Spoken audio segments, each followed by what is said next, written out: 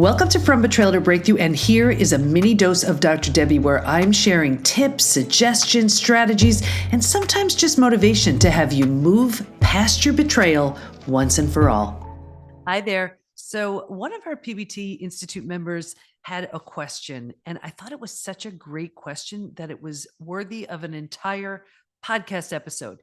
If you've been betrayed, most likely you've been through this.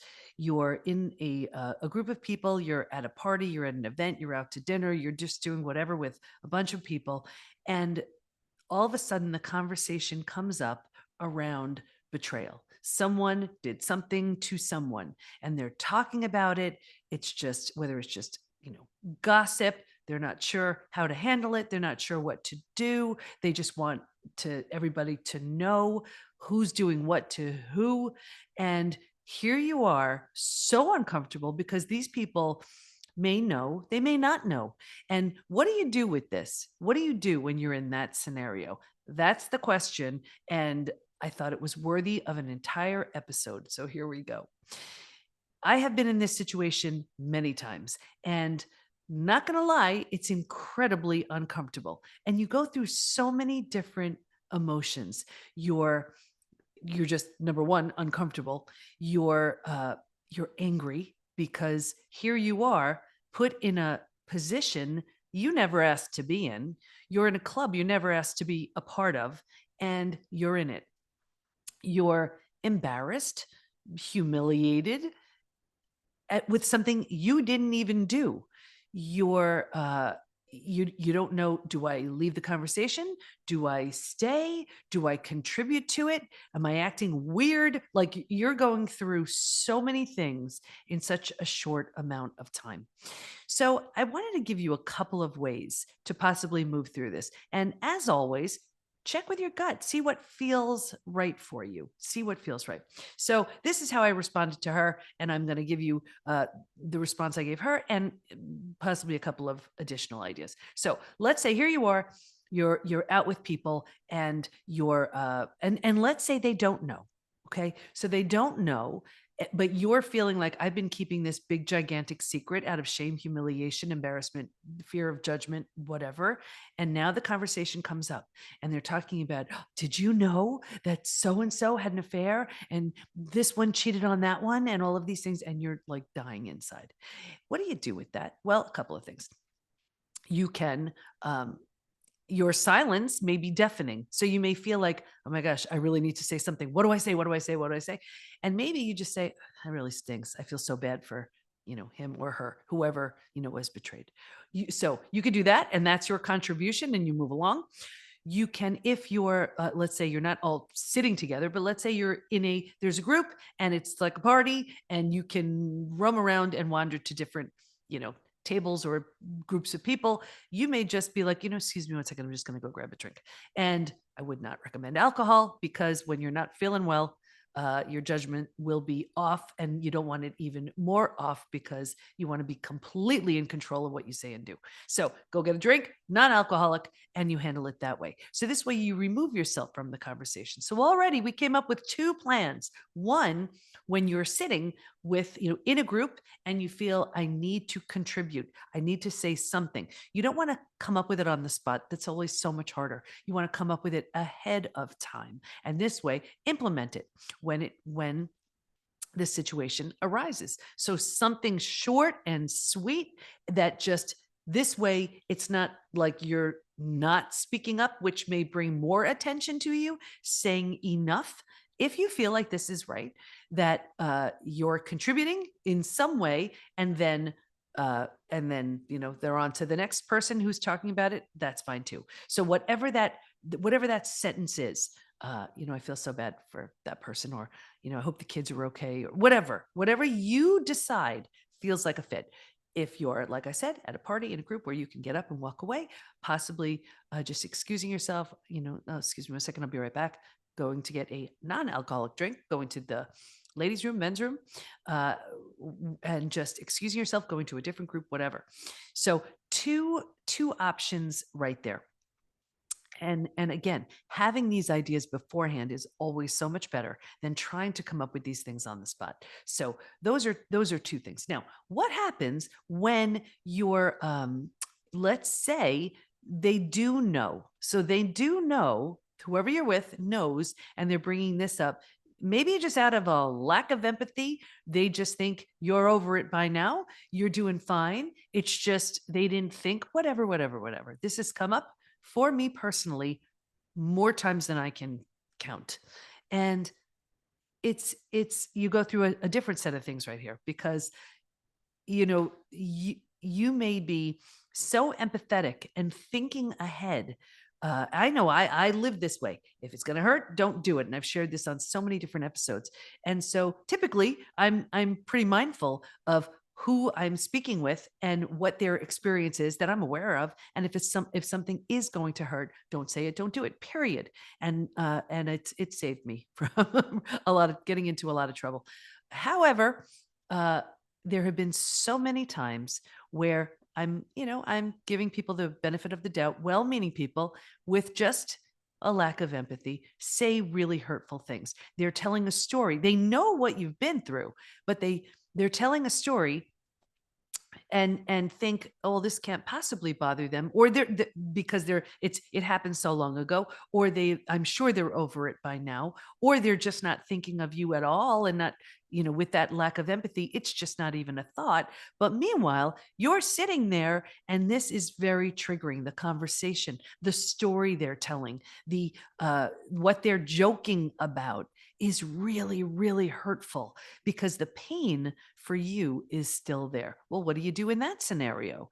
Do you say something to the person? Likely that's not going to go over well. There's just a lack of empathy, and most likely they'll get defensive, argumentative, and or possibly, oh my gosh, I had no idea. I didn't think about it. I'm so sorry. That could be something. But how do you handle it in the moment? Again, same thing. You can have something in your back pocket ready to say when you need it. You can walk away from the conversation.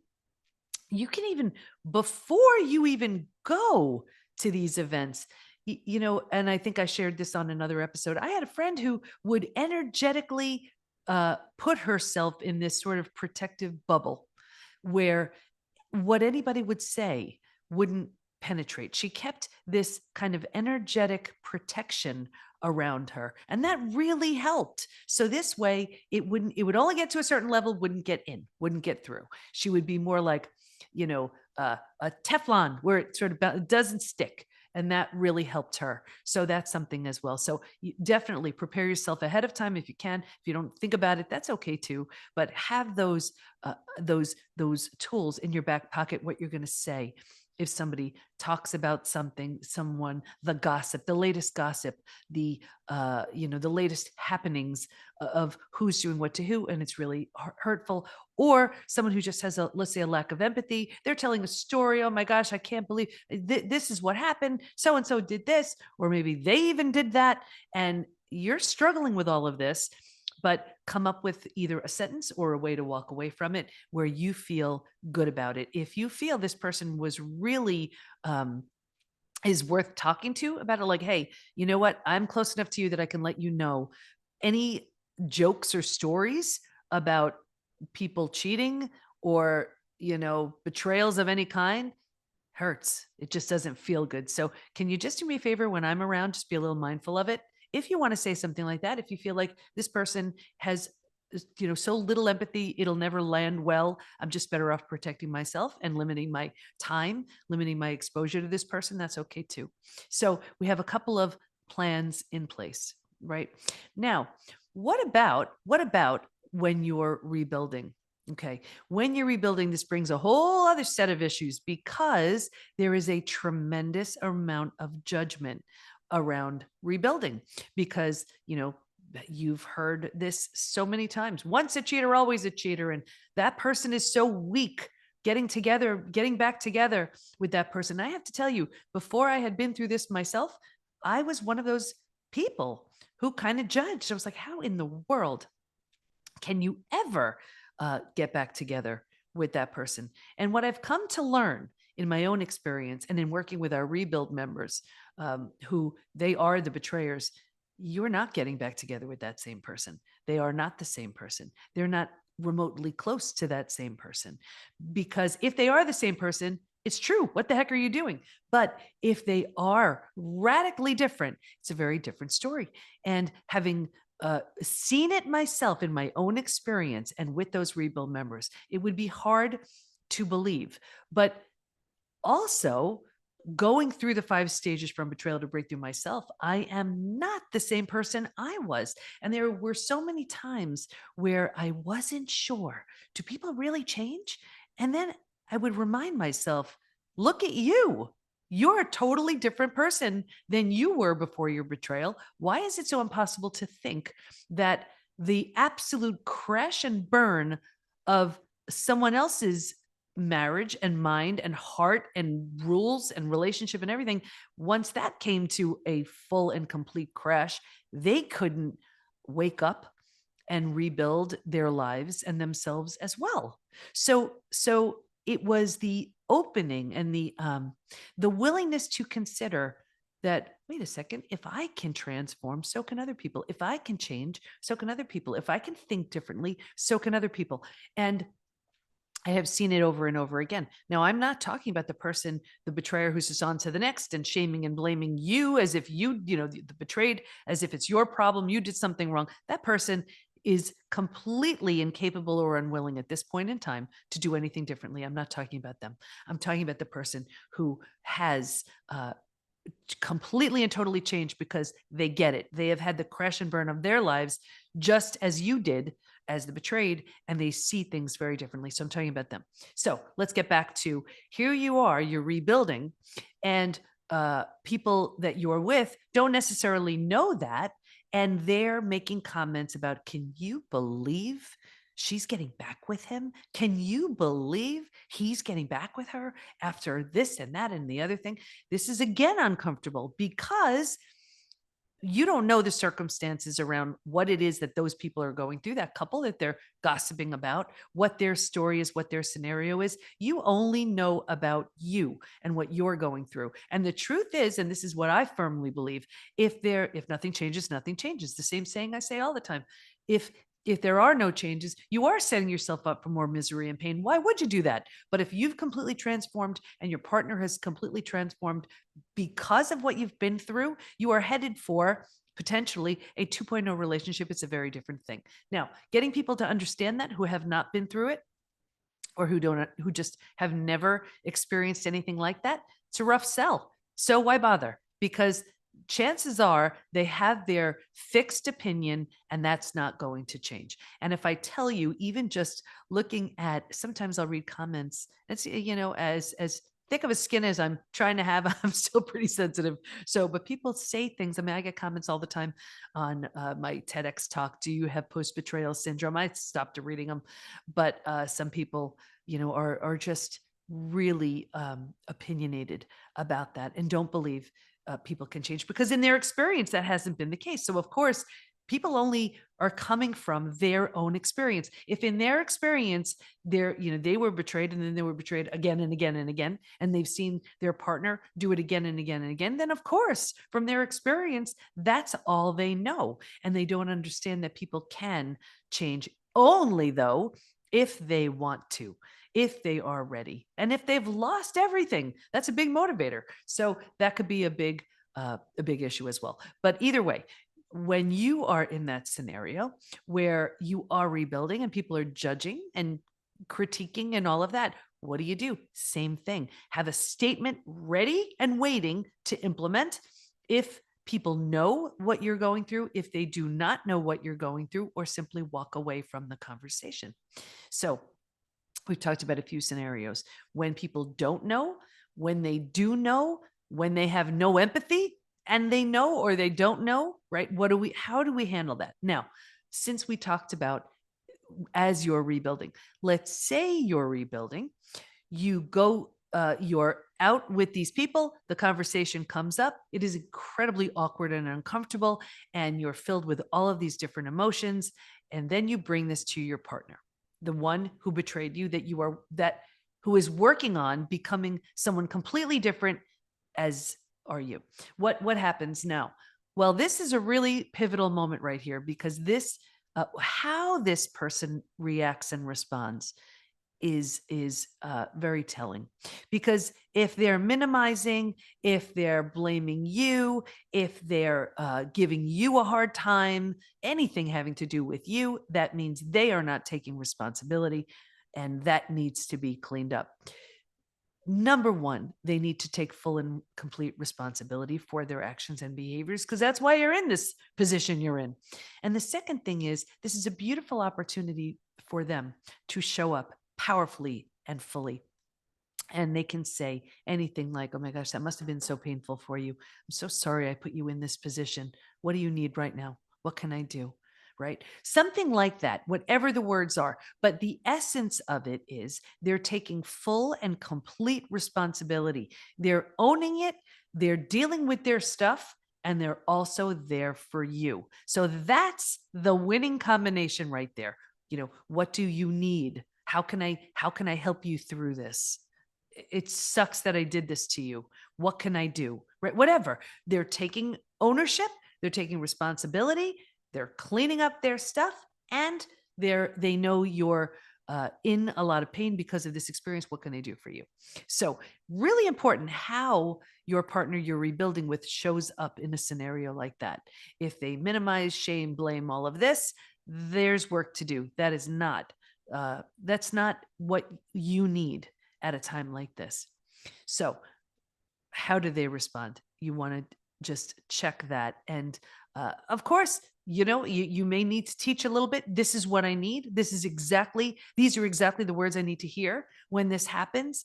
And then see if the next time you're in that scenario, that's implemented. Write it down, have them write it down, whatever it is. You need to get what you need at a time like this. Do not settle for, well, it's hard for me. Well, it's uncomfortable. Well, what can I do? There's nothing I can do about it. I didn't say it. I didn't do it. No, no, no, no, no. No excuses, no blaming, no nothing. You need what you need. Ask for it and get it. As part of a rebuild, remember, rebuilding is deliberate, it's intentional. It is all about, my saying. I've been saying it for my 33 years of business. Hard now, easy later. Easy now, hard later. Take your pick. It's one of those two.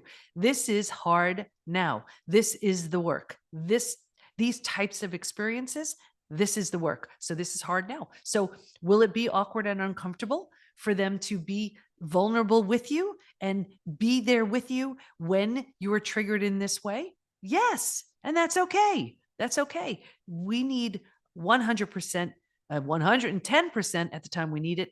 No making excuses. If you are the betrayer, no accepting excuses. If you are the betrayed, get what you need. You are redefining a relationship. It's based on new rules. Do not accept the old rules. If the old you was like, would say, well, it's hard for them. Okay. And right? This is a new relationship. A new relationship comes with new rules. If you're accepting the old, then remember, your new relationship is based on new rules, new levels of respect, a new level of you. And the new level of you needs a new level of partner. And that's what you're working towards. And that's what you need. And that's what you deserve. So how they respond and react in a scenario like this is really important. So you've been through the experience, whatever it is, whether people know, whether people don't know, whether maybe they have just no empathy and they just think for whatever reason you're past it, it's old news, it's behind you, or they just don't think, period. Right? Whatever that scenario is, you have your plan in place. You have, or you excuse yourself from the conversation. You bring this to your partner because this could be something that's troubling for you and you want to see how they react or respond. You need what you need when you need it. You're not using this as ammunition against them, but this is a time where you could be struggling and you need additional support and you should get it. Here's the last piece of this. And this was what I said to our PBT member as well. When you are constantly being bombarded with these types of conversations, when this is the conversation all the time, it also may bring up, who am I spending my time with?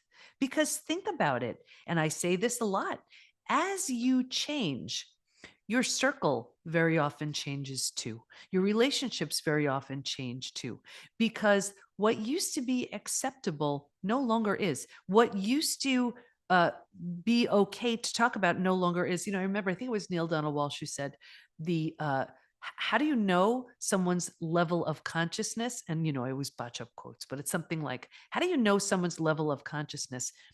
It's around, see what they find entertaining. Isn't that so interesting? What's entertaining, if you're at one level of consciousness, may be very, very different than when you're at a different level. And you always hear me talking about the 5 stages from betrayal to breakthrough. And I always talk about one of the most significant things I see when people leave stage 3 into stage 4 is they see relationships very clearly and very differently. I mean, of course, you have these friends who are near and dear, and they're ride or die. They are with you, and you accept the good, the bad, the ugly, all of it, because these are just people that you are super close with for life. I'm not talking about them, but there are other people in your life who they are at a certain level, of awareness, of consciousness. And as you're doing this deep transformative work, you're ready for something different. You're ready for something, you're ready for a different level of conversation.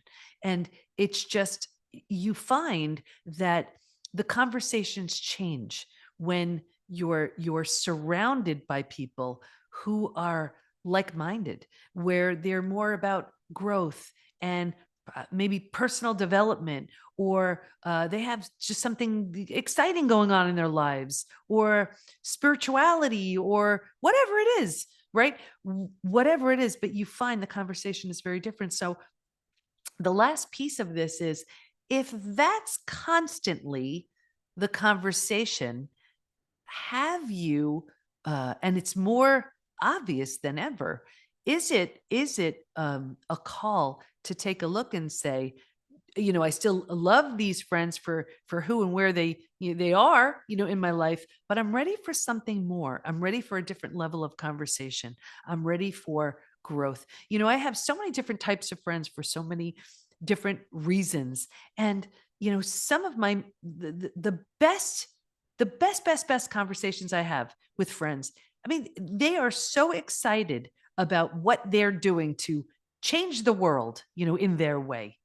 Now, before my experience, like I never probably really could relate to anybody like that. And it was just so different to me. But somebody, and I remember thinking to myself, wow, you know what? I like people who are very anything, be very anything, very enthusiastic about whatever your thing is, changing the world, uh, growing a garden, whatever, right? Whatever your thing is. But when someone is excited about life, they're lit up about something in their lives. But when they're not, that may be because they haven't discovered, haven't found interest in, haven't changed. So so maybe the most interesting conversation is who's doing what to who, right? So maybe it's time to take a look and say, who am I spending my time with? And these are my dear friends. I don't want to do anything to minimize those relationships, but I want to make room and make time for growth friends, for people who help me grow, for people who help me think differently, think bigger, because you may find that as you grow, you're ready for a different conversation, and that's exactly what you have. So the conversations you're having, like stage 3 conversations, don't interest you in stage 4. Stage 4 conversations may not interest you when you're in stage 5. So what I love that quote, where people are, you can tell someone's level of consciousness by what they find entertaining. So if that's not entertaining for you, it's because you're growing, and because you have other things you'd rather be talking about, and talk, working on, and whatever. So we covered a lot of things. There was a another Wayne Dyer quote that I love, and I meant to bring it up earlier, but I want to make sure I bring it up too. And it's, um, what you think of me is none of my business, right? We're so concerned about what other people think. And this is a hard thing, right? Where we're betrayed and we're like, "Uh-oh, I'm branded with this on my forehead. I'm betrayed." So then we go into, do those people think I'm not good enough? I'm not worthy enough? Do I think I'm not good enough, not worthy enough? And we go into this whole tailspin of what will they think? What do they think? And the truth is, who cares? Who cares? You know how you think. You know your motivation behind what you do. You know you're doing the work to heal. You know what your intention is. You can't be responsible for what other people think. And I know this is a really hard one. And I'll tell you, this has been such work personally for me, because when I'm a very private person, believe it or not, and you all know my story. And this was a really hard one. But when the message became so much more important than what people would say, it just became a no-brainer. And I remember the first time I came across this was when the discoveries were made, when the 5 stages showed up. And I'll never forget my study chair who said, "Debbie, I believe you've discovered a process here." And it was the 5 stages. And I was like, well, how in the world do I keep this to myself? But I was filled with so much shame. I was filled with so much embarrassment and judgment. I'm like, how do I talk about this? I could talk about it from a research standpoint, but when people think and people know I've experienced this, oh my gosh, do I have to talk about this? It's so embarrassing. I went through all of it, which I know you're going through too, or you've been through. And then when I wrote Trust Again, and it was all in there. And then when I did, I'll never forget even doing the first podcast, not on this podcast, I was on someone else's podcast. And it was the first time I was ready to talk about it. And it was audio, thank goodness.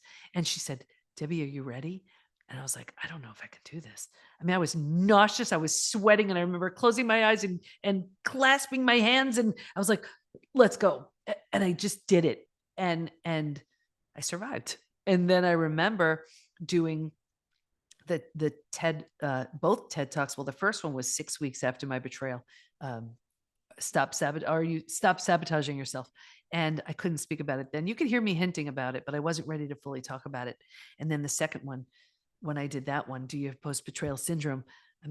That was hard. That was hard. And then just all of the interviews and all the podcasts and writing the books and everything else. And I realized what people think of me is none of my business. It's all about how I think about myself. How am I moving through this? Am I moving through this in a way that makes me proud? Am I moving through this in a way that as I look back, I'll be proud of how I handled things, what I did, the choices I made, what I taught my kids, what I taught people within the PBT Institute, what I'm sharing with our our PBT certified coaches and support group hosts. Will I be proud? And you know what? Here to say, yes, I am. Yes, I am. So it's really all about hard now, easy later. Easy now, hard later. Take your pick. It's going to be one of those two. But that's not to say you don't need tools and resources and all kinds of things as you're going through it. So if you're going to these parties, these events with people who are saying hurtful things, meaningly, is that a word? Knowingly, unknowingly, have your toolkit available to best manage these experiences. Have your own set of ideas about what you're doing, why you're doing it, what feels right for you. If you are rebuilding, great opportunity for your partner to show up powerfully and fully.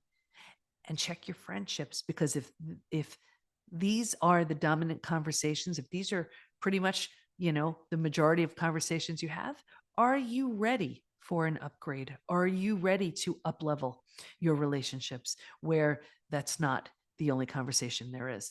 And conversations are much more fulfilling, rewarding, and satisfying to you. So lots to take a look at. And so much more, of course, within the PBT Institute. This is all we do all day long. If we can help you there, that's what we're here to do.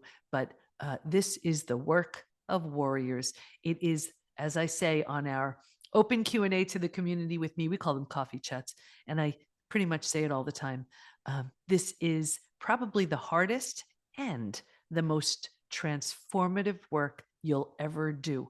Moving through the stages is not for the meek, but the version you become as you enter into stages 4 and 5 is so worth it. And if you even had a taste of what stages 4 and 5 felt like, you wouldn't waste a minute in stage 3, the most common place we get stuck. So, of course, if we can help you with that, just reach out. But something to think about as you likely encounter these conversations, and just some tips and tools to handle them a little bit easier. I hope that helps. I'll see you next time. You need the right tools, support, and the right community to move through the 5 stages from betrayal to breakthrough. And we have all that within the PBT Institute. So join us at the PBT, as in post-betrayal transformation, thepbtinstitute.com. There's a version of you who's so confident, healthy, peaceful, and happy on the other end of your healing. And we can't wait to help you get there. We got you. Thanks for listening. And here's to your breakthrough.